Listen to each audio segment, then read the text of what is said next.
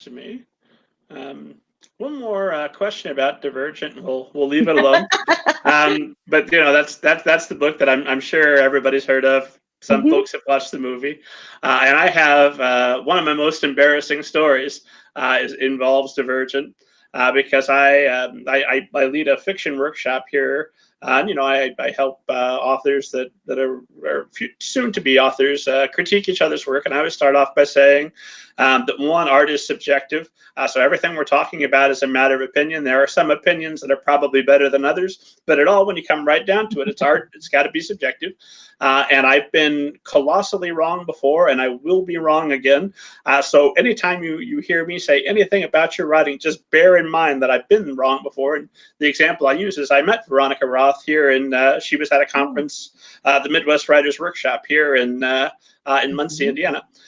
And I met her, and I met Joanna Volpe, who of course became her agent, and we both wanted to talk to Joanna the whole conference, and she shared with me kind of her query for Divergent. We were talking about our books, and I was working on a different book about aliens, which she thought was ridiculous, and she told me about her book. I said, well, that just sounds like Harry Potter. And so every time I start a workshop, like, bear in mind, I gave Veronica Roth the harshest shutdown ever, and I have been eating my words for years ever since. Like, oh, how could you have been so wrong? So you had the insight. What is that experience when that book comes across your desk that's destined for great things, despite what ninjas in Indiana might think about it? And I'm assuming you talked with Joanna Volpe, who we know is a very successful literary agent and a wonderful person to communicate with. What is that experience like? And is there something about that particular book that stands out amongst the other books where you say, yes, this must be the one, or there's none of that and you're surprised afterward, or is it somewhere in between? Well, so I'll talk about Divergent, but also sort of how it extrapolates larger, because I'm assuming some of the folks watching this are curious not only about other people's books, but their own, and that that whole thing.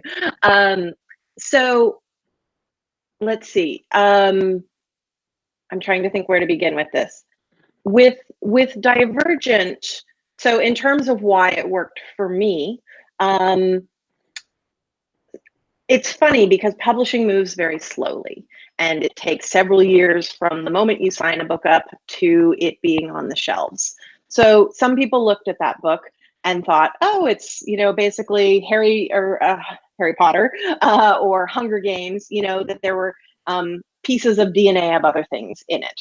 But in fact, the moment that I signed it up, we were still in the paranormal thing that happened post-Twilight. And for me as an editor, I didn't raise myself reading paranormal books.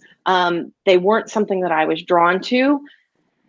When I first started editing it, I tried very hard to care about them or understand them or get into them, because that's what was hot. And what I realized with the help of some of my mentors and also just, some soul searching, was that those aren't the kind of stories that I'm good at. They're not the kind of stories that I ever personally connected to or cared about. And that, I could fight really hard to learn how to do something and maybe be okay at it. But there were already people at HarperCollins doing that kind of book really well, really successfully. And so the conversation I sort of had with myself was like, okay, figure out what you actually can be good at. Figure out what you care about and go after that, because trends don't last forever. I think we knew a lot less about trends in YA because the market was so much younger then, but even then we knew, this won't last forever. And so I thought about the books that were intriguing to me, which were actually somewhat different than the books that I grew up reading. But I realized that what was really chewy to me as an editor and sort of interesting to get my claws into were things that took the world as we knew it and did something unexpected and skewed it. And, whether you skew it 30 degrees, that's a very different story than if you skew it 163 degrees is different than if you skew it 240 degrees. Each of those is a very different book. Whereas for me, and people who understand the nuances of paranormal romance might very much disagree with me, so I mean no disrespect, but to me, the arc of a paranormal romance pretty much always looked the same. And I realized I want more unexpectedness in the stories that I'm working on. So I started telling agents when I was meeting with them, send your fairies and your werewolves and your sparkly everythings to all the editors at HarperCollins who do that really well. Send me your sort of, we weren't even using the term dystopian yet. It wasn't even a thing yet. So send me your speculative things that are doing interesting, unexpected things. And I saw a lot of books, as a result of those conversations, some of which did go on to be published very successfully, that were kind of YA versions of The Handmaid's Tale.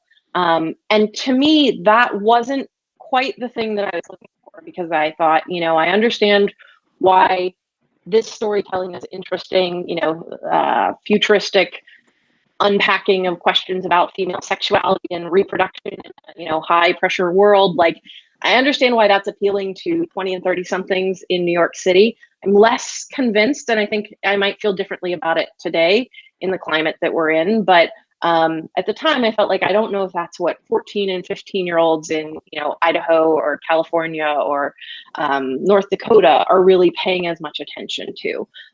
So when Divergent came to me, I had a very, in the core of me, reaction of, this is a story that's going to resonate so widely, because the premise at the heart of it was this idea that you make a choice, and we put it everywhere. I mean, we turned it into the tagline, we put it into the marketing copy, this idea one choice can transform you. And to me, that's the heart of this story, is you make a choice, and then everything after that, you're changed forever. The world is changed forever. I think to teenagers, that's an empowering message, that, that their choices matter. But I also think it's something that everyone can relate to. You are familiar with making choices that feel monumental, whether you're a teenager yourself, that question doesn't go away, whether it's, who do I go to high school prom with, or who do I marry, or what is my college degree, or where should I live, or who should I be? Like, those big questions continue. So to me, that was the thing that really triggered in my brain, was how far-reaching and how sweeping of an audience there could be for this idea. You're not wrong that it had some shades of Harry Potter in it. No, I am extremely wrong, and I should quickly clarify, Ms. Roth, should you be watching, all these years later, the jerk in Indiana who made the mean comment apologizes 1,000 times over. I've read the book and the sequels. They're great stuff. It was very different from just reading the query in your description to reading the actual novel. Great stuff. Continue. Well, but what I was going to say is, what was interesting with that book is we saw, it was actually one of the most fascinating parts to me, as it was gaining attention and prominence and readers. Once it was, all the editorial and marketing and everything was done, and it was out in the world finding its way, we started seeing that, and again, we didn't quite have the words for this in the same way in 2011, 10, whatever it was that we did now, but we saw all the fandoms come to it for different reasons. And so Harry Potter fans, who of course, at that point, I think all of the books were out and all the movies were out, and the newer Harry Potter stuff that J.K. Rowling did hadn't bubbled up yet. So they were seeing something that felt familiar to them, with the sort of sorting hat mechanism and the identity, personality things, and gravitating toward that. Twilight fans were seeing a little bit of the romance and the yearning that they had really connected to in Twilight, and were coming to it for that reason. Harry Potter or Hunger Games fans were a little more divided, because they were still waiting on some of their movies. So I always said, they didn't need a new fandom in quite the same way that the fans from other properties had. But so we really kind of collected them all, and they all found what they were looking for in the Divergent series, which I think was absolutely some of its power. So I don't know if that entirely answers your question, or if there's a follow-up about the specifics of that. No, it definitely gives us a good overview of the strategy and why it would be appealing to you. Again, having read the full book, not just the query, but well, then was there ever a feeling like where a holy light shined down on the manuscript and you heard a choir singing and like, yes, this is the one? Was there anything like that? I mean, for me, that was the experience of reading it the first time. So Joe Volpe and I had lunch. We talked about my interest. She called. She pitched the book to me. I started reading it that same night on the train on my Sony e-reader, my first generation Sony e-reader. And I remember, so at the time our offices were at 55th Street, and I started reading, and by 33rd Street, I had basically gotten through the first scene, and the writing was kind of making me tingle. And, it was sort of like I was like a very attentive, awake to this story. And I kept reading, and to me, there was such a strength and control in Veronica's writing. Those first few scenes of Divergent are when she has lived her whole life in abnegation, this very controlled, clipped version of herself. And the cadence of the writing absolutely matches that. Short sentences, very little emotion. And as she makes her choice, which I won't spoil it for anyone, although you're behind the times if you haven't read it. No, but you might be 15, so it's fine. I take it back. New fans coming to it all the time is a good thing.